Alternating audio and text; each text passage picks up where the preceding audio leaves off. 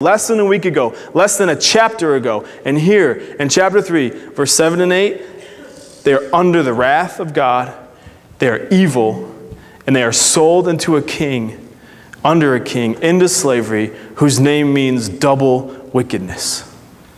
What happened? How does a nation, how do warriors that are leading the charge in those areas, in the battlefields we talked about last week, how, in such a short period of time, generation or less, become a nation that is sold into slavery, defeated, completely defeated, and sold into the hands of another king because of their ultimate and disgusting and their horrible wickedness? How does it happen? 4 things happen. And it comes from chapter 3, verse 7, where it says, they forgot the Lord their God. 4 things that Israel forgot. That we must, men, warriors, that we must remember if we're to be successful, if we're going to be victorious. We must learn from them. Learn from their mistakes so that we can be victorious. So that we too are not defeated as men and as warriors. And the first one is simply this, that small decisions can lead to big problems. Small decisions can lead to big problems. Turn your Bibles to Judges chapter 1. It's on the screen behind me, but Judges 1:19. Judges 1:19 says this. This is the turning point for the nation of Israel as recorded in the book of Judges. The Lord was with the men of Judah. That's great. We're there. We're there so far. They took possession of the hill country. Awesome. They're doing what they're supposed to be doing. And then comes the word, but. I should write a book about the buts of the Bible one day. That would be a pretty good book. I don't know what the front picture on the cover would be, but I don't know. Anyway, they were unable to drive the people from the plains because they had chariots fitted with iron. So Israel takes the whole hill country. They own everything in the hills. They own the mountains. They've conquered it. They're the winners. They have conquered everything. And they're moving down in the plains to continue to do battle. And it says they stop. And they don't fight. They never fought. The NIV makes it sound like they were unable to do it after years and years of fighting. The reality is they never fought it. Chapter 4 tells us more about the battle that they finally fight against the chariots of iron. But they never fight. Why do they never fight? Because they have chariots of iron. Because they look more powerful.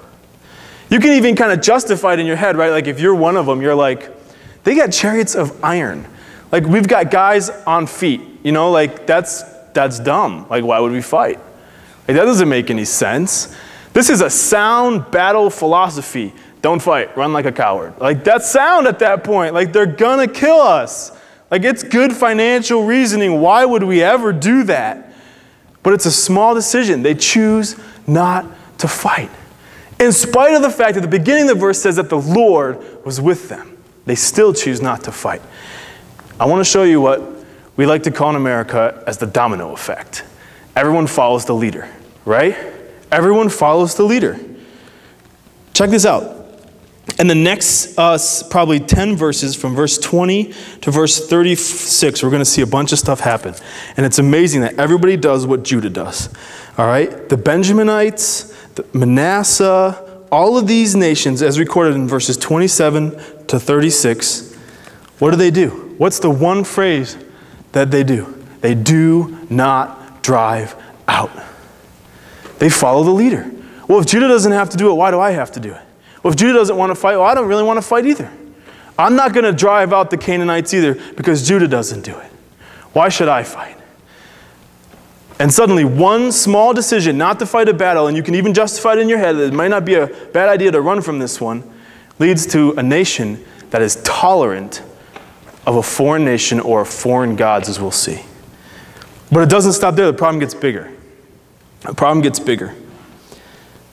Because if you look, it says they drove them out. They did not drive them out completely, but in those same verses, 27 to 36, they made slaves of them. So now, not only are they tolerant, but they're lazy.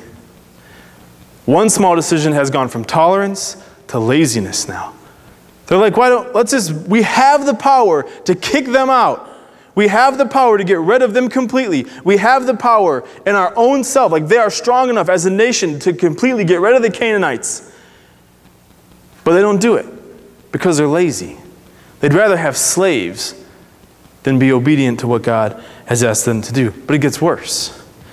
Because if you turn in chapter 3 to verse 6, it says they took their daughters in marriage and gave their own daughters to their sons. Now they're not slaves anymore. Now they're brothers. Now they're sons and daughters.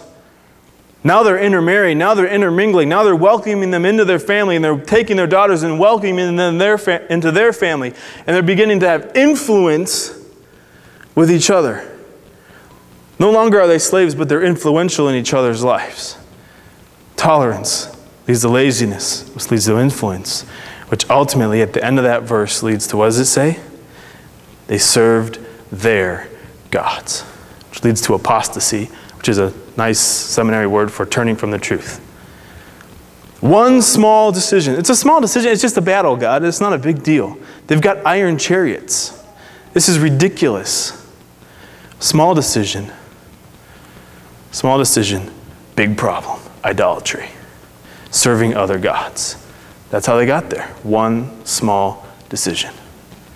Israel forgot that a small decision can lead to big problems. And we do it too, right? When we first got married, Holly and I first got married, like 2 years after we were married, I sat down at the computer one day paying our budget, and I realized that, and it kind of fully hit me in the face, that we had $13,000 of credit card debt. $13,000 of credit card debt. And it was a bunch of different things. But I sat there and I was like, how did I get here? I sat in front of a big problem. And I was like, how did I get here? And I realized, as I was praying through it and just processing through it, that I didn't buy anything really big. I didn't go out and put like the car on the credit card. Or I didn't go out and put a down payment on something. What it was a bunch of small decisions. I had to have the TV. I had to have the PS3. I had to have the surround sound. I had to have the new cell phone that came out. I just had to have each one of those small things, 100, 150, 200 bucks. And in the end, it led me to a big, big problem. Small decisions lead to big problems. Warriors, men, sometimes the greatest battles are the small decisions that you will have to make. You will have to make those small decisions on the battlefield in order so that you are not staring at a big problem later on in life. Small decisions lead to big problems. Number two,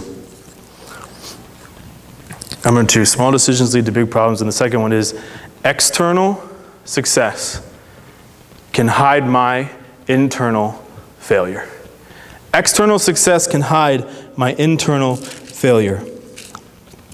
Chapter 1, here's what it says.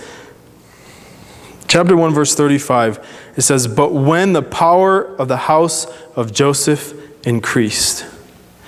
Verse 28 of chapter 1 says, "When Israel became strong." What you need to understand is that Israel is the man right now. Israel is the bomb. They've got it going on. They've got land. They've got power. They've got rain. They've got crops. They've got herds. They've got money. They've got homes. They've got families. They own it all. Everyone comes to Israel. They have slaves that work the fields for them that make them rich. Israel has it all right now. They're in the promised land, and so far they have conquered and divided and subjected everyone they've come in contact with to their rule. They've got it all. In short, they live in a very materialistic society. They've got it all. And their external success has blinded them to the fact that internally they are failing. Look what God tells Israel in chapter 2, in verse 2. It says, "You shall not make a covenant with the people of this land, but you shall break their altars."